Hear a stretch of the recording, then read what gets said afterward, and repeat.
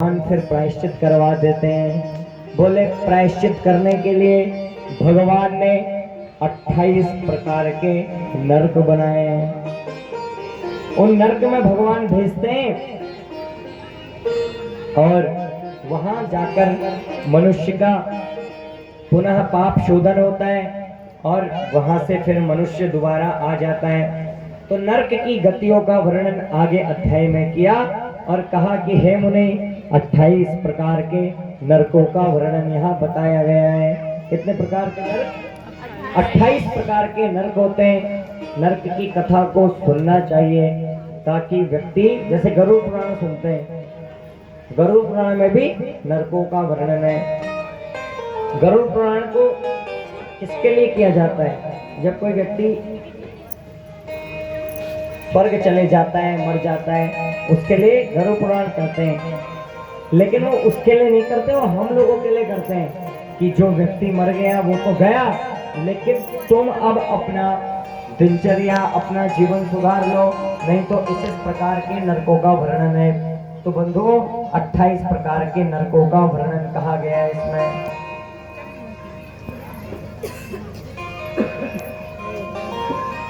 कहा कि 28 प्रकार के नरक हैं। कौरव, गौरव, कूर्मीपात, सुरमीपात इत्यादि ये नरक का वर्णन किया गया। कहा कि आओ मैं तुम्हें नरकों का प्रकार सुनाता हूँ। बोले जो जिस प्रकार का पाप करता है, केवल नरक 28 ही नहीं है, अलग अलग प्रकार के पाप के लिए अलग अलग नरक बने। घोराख्या प्रथमा कोटि सुघोरा तदघस्तिता अतिघोरा महाघोरा घोर रूपा च पंचमे। बोले अनेक प्रकार के नरक हैं। बोले घोर, महाघोर, तलातल, भयानक, कालरात्रि, भयोत्कटा, चंडा, प्रचंडा, पद्मावती, भीता, विकराला, कराला, त्रिकोणा, पंचकोणा, सुदीर्घा आदि 28 नरक कहे गए हैं।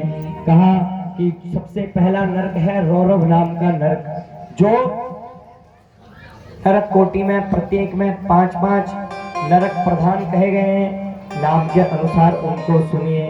सबसे पहला नरक है रौरव नाम का नरक, जहां प्राणी रोते रहते हैं और वहां महान प्राणी भी जो हमेशा अपने सुख के लिए रोते रहता है, वो रौरव नाम के नरक में जाता है।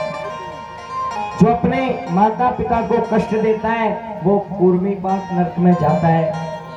जो अपने गुरुओं को कष्ट देता है, वो विलासक भूतमुख नाम के नरक में जाता है।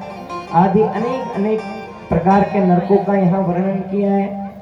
और कहा कि जो किसी मनुष्य को, जो क्रूर मनुष्य माता पिता एवं गुरु को उल्टा जवाब देता है या गलत बोलता है, वहां उस मनुष्य के मुख में कीड़े भर दिए जाते हैं। ये तो देखो 3 प्रकार के शरीर होते हैं। ये मनुष्य शरीर हमको मिला है पांच भौतिक, वो यातना देह रहता है।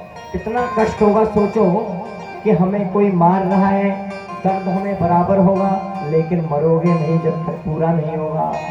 हम अगर नरक गए तो ये शरीर तो यहीं पूरा, उसके बाद यातना देह मिलेगा, और वह यातना देह ऐसा होता है कि वहां यमराज हमको मारेंगे, काटेंगे, हम कट भी जाएंगे, दर्द उतना ही होगा लेकिन मरेंगे नहीं।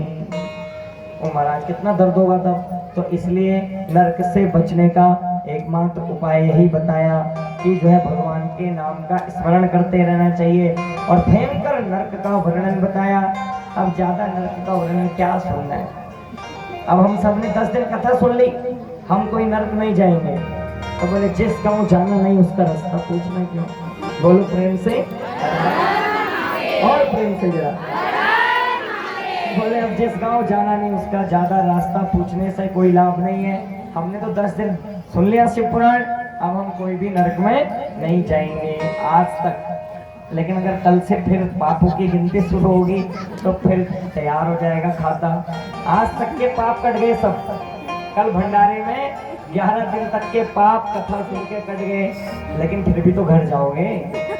उसके उसके बाद फिर पाप करोगे, फिर अगर भगवान का नाम नहीं लोगे फिर जमा हो जाएगा पाप, और किसी बीच अगर चले गए तो फिर वहीं जाना पड़ेगा। नारक्याम नरव्रतो सत्याम देव माया विमोहिता। दिव्य नरकों का वर्णन बताया, और ऐसा लगता जरूर है कि हम कहीं नहीं जाएंगे, लेकिन जब समय आता है तो सबको वहां जाना पड़ता है। सोचो, जो हम लोग के तो पहाड़ में परंपरा है